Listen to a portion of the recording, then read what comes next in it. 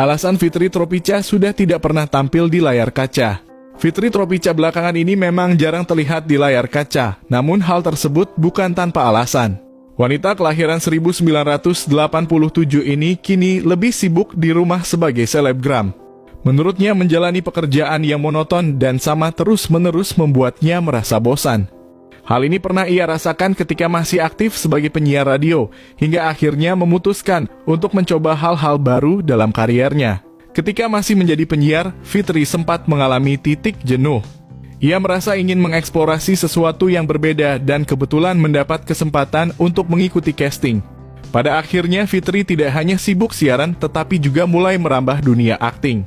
Perjalanan kariernya berpindah dari siaran ke syuting hingga akhirnya memutuskan untuk fokus di dunia akting dalam beberapa tahun terakhir. Saat ini Fitri lebih menikmati perannya sebagai selebgram karena bisa bekerja dari rumah.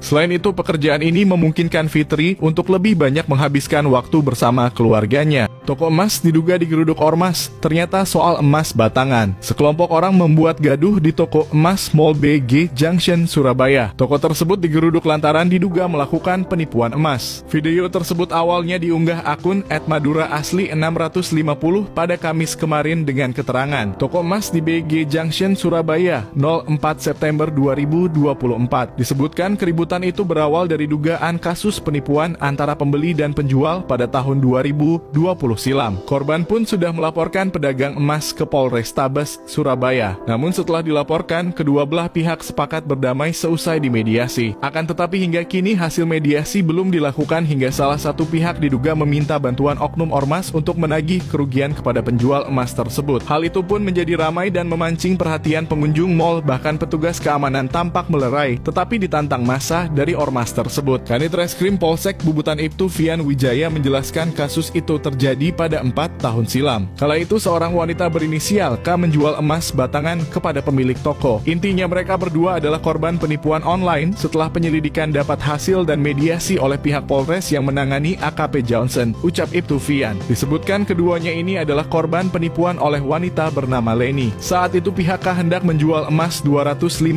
gram melalui online, lalu ada wanita mengaku atas nama Leni menghubungi lewat telepon dan membeli 102 juta rupiah. Saat ditelepon, Leni meminta penjual untuk datang ke toko emas Sinarmas BG Junction dan memberikan emas tersebut pada stafnya. Sebelum tiba di lokasi, Leni menghubungi pihak toko emas, yakni S. Leni menyatakan akan menjual emas 250 gram dengan harga murah. Jika nanti ada orang yang memberi emas, kata Leni, ambil dan tidak usah berkata apa-apa. Begitu emas sudah diterima oleh toko, pemilik pun langsung mengirim uang S ke Leni dan diminta tidak usah banyak bicara dengan staf toko. S pun menyetujui dan menerima emas batangan itu. Kemudian melakukan transfer ke rekening Leni senilai 94 juta. Lalu K meninggalkan lokasi lantaran sudah merasa mendapat emas dan ditransfer sejumlah uang. Dia mengaku telah diberi bukti transfer oleh Leni. Namun saat di cross-check, bukti transfer itu palsu. Seusai dimediasi dan merasa masih belum puas, K menggunakan jasa pihak ormas untuk menagih lagi ke pemilik toko emas. Peristiwa itu pun diabadikan kamera pengunjung dan ramai di media sosial.